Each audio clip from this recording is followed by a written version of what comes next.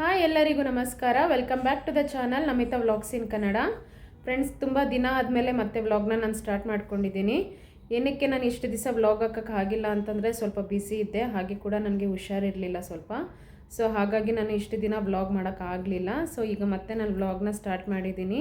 ಯಾರೆಲ್ಲ ನನ್ನ ಚಾನಲ್ನ ನೋಡ್ತಾ ಇದ್ದೀರಾ ಅಲ್ಲ, ಅವರೆಲ್ಲ ದಯವಿಟ್ಟು ಸಬ್ಸ್ಕ್ರೈಬ್ ಮಾಡ್ಕೊಳ್ಳಿ, ಲೈಕ್ ಮಾಡಿ, ನನ್ನ ವೀಡಿಯೋಸ್ನ ಶೇರ್ ಮಾಡಿ ಅಂತ ಕೇಳ್ಕೊಳ್ತಾ ಈ ವ್ಲಾಗ್ನ ನಾನು ಸ್ಟಾರ್ಟ್ ಮಾಡ್ತಾ ಇದ್ದೀನಿ. ಶಿವರಾತ್ರಿ ಹಬ್ಬ ಹತ್ರ ಬರ್ತಾ ಇದೆ. ಸೊ ನಮ್ಮ ಏರಿಯಾದಲ್ಲಿ ಶಿವರಾತ್ರಿ ಹಬ್ಬ ಜಾತ್ರೆ ನಡೆಯುತ್ತೆ.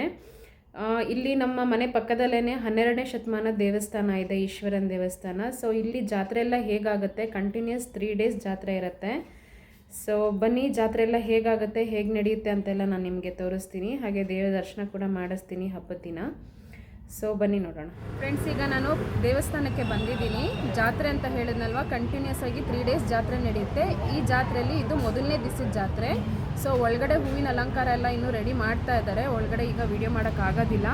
ಬಟ್ ಏನಪ್ಪ ಅಂತಂದರೆ, ಹೊರಗಡೆ ಆಚೆ ಕಡೆ ಎಲ್ಲ ಲೈಟ್ ಅರೇಂಜ್ಮೆಂಟ್ಸ್ ಆಗಿದೆ. ಸೊ ಲೈಟ್ ಅರೇಂಜ್ಮೆಂಟ್ಸ್ ಎಲ್ಲ ಹೇಗಿರುತ್ತೆ ಅಂತ ಹೇಳಿ ಒಂದು ವ್ಯೂ ನೋಡ್ಕೊಂಡು ಬನ್ನಿ. ಸೊ ಫ್ರೆಂಡ್ಸ್, ಈಗ ನಾನು ದೇವಸ್ಥಾನದ ಮುಂಭಾಗದಲ್ಲಿದ್ದೀನಿ. ಇದು ದೇವಸ್ಥಾನದ ಎಂಟ್ರೆನ್ಸು, ಸೋಮೇಶ್ವರ ದೇವಸ್ಥಾನದ ಎಂಟ್ರೆನ್ಸು. 12ನೇ ಶತಮಾನದ ದೇವಸ್ಥಾನ. ಇದು ಲೈಟ್ ಅರೇಂಜ್ಮೆಂಟ್ಸ್ ಆಗ್ತಾ ಇದೆ, ಮೊದಲನೇ ದಿನದ ಲೈಟ್ ಅರೇಂಜ್ಮೆಂಟ್ಸ್. ಇದು ನೋಡ್ಕೊಂಡು ಬನ್ನಿ ವ್ಯೂ ಹೇಗಿರುತ್ತೆ ಅಂತ ಹೇಳಿ. ಅರೇಂಜ್ಮೆಂಟ್ಸ್ ಎಲ್ಲ ಹೇಗಿದೆ ನೋಡೋಣ.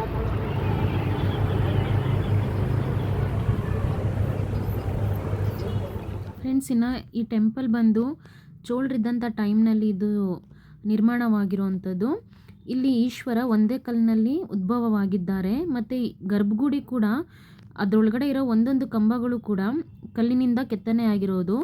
ಮತ್ತು ಇಲ್ಲಿ ವಿಶೇಷ ಏನಂದರೆ, ಪಾರ್ವತಿ ದೇವಿ ಕೂಡ ಇಲ್ಲಿ ನೆಲೆಸಿದ್ದಾರೆ. ಅಷ್ಟೇ ಅಲ್ಲದೆ ಈ ದೇವಸ್ಥಾನದಲ್ಲಿ ಎಲ್ಲ ದೇವರುಗಳು ಇದ್ದಾರೆ. ಗಣಪತಿ, ಸುಬ್ರಹ್ಮಣ್ಯ, ಕಾಲಭೈರವೇಶ್ವರ, ನಾರಾಯಣ, ಹಾಗೆಯೇ ಆಂಜನೇಯ, ಅನ್ನಪೂರ್ಣೇಶ್ವರಿ, ಹೀಗೆ ಎಲ್ಲ ದೇವರುಗಳು ಕೂಡ ಇಲ್ಲಿದ್ದಾರೆ. ಇಲ್ಲಿನ ಇನ್ನೊಂದು ಸ್ಪೆಷಾಲಿಟಿ ಏನಪ್ಪ ಅಂದರೆ, ಇಲ್ಲಿ ಧ್ಯಾನ ಮಂದಿರ ಕೂಡ ಇದೆ. ಸೊ ಇಲ್ಲಿ ಬೆಳಗ್ಗೆ ಹೊತ್ತು ಯೋಗ ಕ್ಲಾಸಸ್ ಎಲ್ಲ ನಡೆಯುತ್ತೆ ಈ ಆವರಣದಲ್ಲಿ. ಸೊ ಧ್ಯಾನ ಮಂದಿರ ಕೂಡ ನೋಡಿ ಇಲ್ಲಿದೆ, ನೋಡಿ ಅದೇ ಧ್ಯಾನ ಮಂದಿರ. ಸೊ ಇಲ್ಲಿ ಇನ್ನೊಂದು ಏನಪ್ಪ ಅಂದರೆ, ನವಗ್ರಹ ಕೂಡ ಇದೆ. ಹಾಗೆಯೇ ಅಯ್ಯಪ್ಪನ ದೇವಸ್ಥಾನ ಕೂಡ ಇದೆ. ಇಲ್ಲೇ ಅಯ್ಯಪ್ಪ ಸ್ವಾಮಿ ಸೀಸನ್ ಟೈಮ್ನಲ್ಲಿ ಮಾಲೆ ಹಾಕ್ಕೊಂಡು ಎಲ್ಲರೂ ಭಜನೆ ಮಾಡ್ತಾರೆ. ಜ್ಯೋತಿ ಕೂಡ ಆಗುತ್ತೆ ಈ ಆವರಣದಲ್ಲಿ. ಇದೆ ನೋಡಿ ಧ್ಯಾನ ಮಂದಿರ.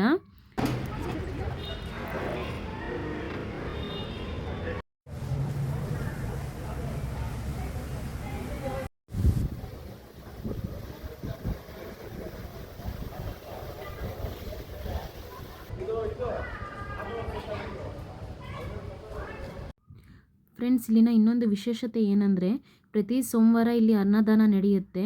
ತುಂಬ ಜನ ಭಕ್ತಾದಿಗಳು ಬಂದು ಇಲ್ಲಿ ದೇವರ ಪ್ರಸಾದನ ಸ್ವೀಕರಿಸಿ ಹೋಗ್ತಾರೆ. ಸ್ವಲ್ಪ ರೀಲ್ಸ್ ಮಾಡೋಣ ಅಂತ ಹೇಳಿ ಒಂದಷ್ಟು ಕ್ಲಿಪ್ಪಿಂಗ್ಸ್ ತೊಗೊಂಡ್ವಿ. ಫ್ರೆಂಡ್ಸ್, ಇನ್ನು ಈ ದೇವಸ್ಥಾನ ಇರೋದು ಬಂದು ಸೆಂಟ್ರಲ್ ಸಿಲ್ಕ್ ಬೋರ್ಡ್ ನಿಯರ್ ಇರೋದು ಟೆಂಪಲು. BTM ಲೇಔಟ್ ಮಡಿವಾಳಕ್ಕೆ ಸೇರುತ್ತೆ ಈ ದೇವಸ್ಥಾನ. ತುಂಬ ಶಕ್ತಿಯುತವಾದ ದೇವಸ್ಥಾನ. ನಮ್ಮ ಏರಿಯಾದಲ್ಲಿ ಇದೊಂದೇ ಟೆಂಪಲ್ ಅಲ್ಲ, ತುಂಬ ಹಲವಾರು ಟೆಂಪಲ್ಗಳಿವೆ. ತುಂಬ ಚೆನ್ನಾಗಿದೆ. ಒಂದು ಸಲ ಈ ದೇವಸ್ಥಾನಕ್ಕೆ ವಿಸಿಟ್ ಕೊಟ್ಟು ಹೋಗಿ ಅಂತ ಹೇಳಿ ನಾನು ಕೇಳ್ಕೊಳ್ತಿದ್ದೀನಿ.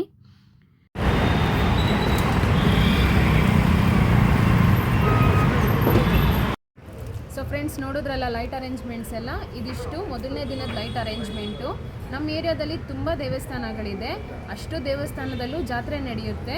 ಸೊ ಹೇಗೆಲ್ಲ ನಡೆಯುತ್ತೆ ಅನ್ನೋದು ಇನ್ನು ಮುಂದೆ ಹೋಗ್ತಾ ನಾನು ತೋರಿಸ್ತೀನಿ. ಇದು ಮೊದಲನೇ ದಿನ ಆಗಿರೋದ್ರಿಂದ ಸಿಂಪಲ್ಲಾಗಿ ತೋರಿಸೋಣ ಅಂತ ಹೇಳಿ ಇಷ್ಟನ್ನು ಮಾತ್ರ ನಾನು ವಿಡಿಯೋ ಮಾಡಿ ತೋರಿಸಿದ್ದೀನಿ. ಸೊ ಕಾಯ್ತಾ ಇರಿ, ನೆಕ್ಸ್ಟ್ ವಿಡಿಯೋನ ನಾನು ಅಪ್ಲೋಡ್ ಮಾಡ್ತೀನಿ.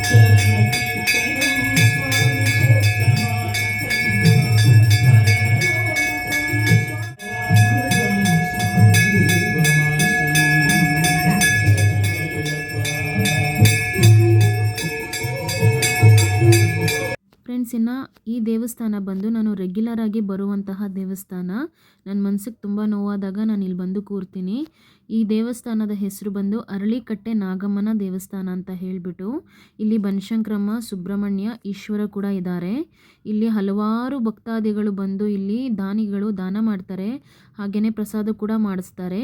ಇನ್ನು ಶಿವರಾತ್ರಿ ದಿವಸ ರೆಗ್ಯುಲರ್ ಆಗಿ ಅನ್ನದಾನ ನಡೆಯುತ್ತೆ. ಸೊ ಫ್ರೆಂಡ್ಸ್, ನಾನು ಲಾಸ್ಟ್ ಹೇಳಿದಾಗೆ ಫಸ್ಟ್ ದಿನದ ಜಾತ್ರೆ ಬಗ್ಗೆ ನಾವು ಹೇಳಿದ್ವಿ. ಇದು ಸೆಕೆಂಡ್ ಡೇದು ಜಾತ್ರೆ.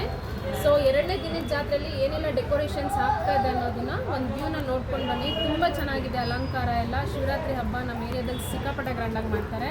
ನೀವು ಕೂಡ ನೋಡ್ಕೊಂಡು ಬನ್ನಿ ಅಂತ ತೋರಿಸ್ತಾ ಇದ್ದೀನಿ, ನೋಡ್ಕೊಂಡು ಬನ್ನಿ.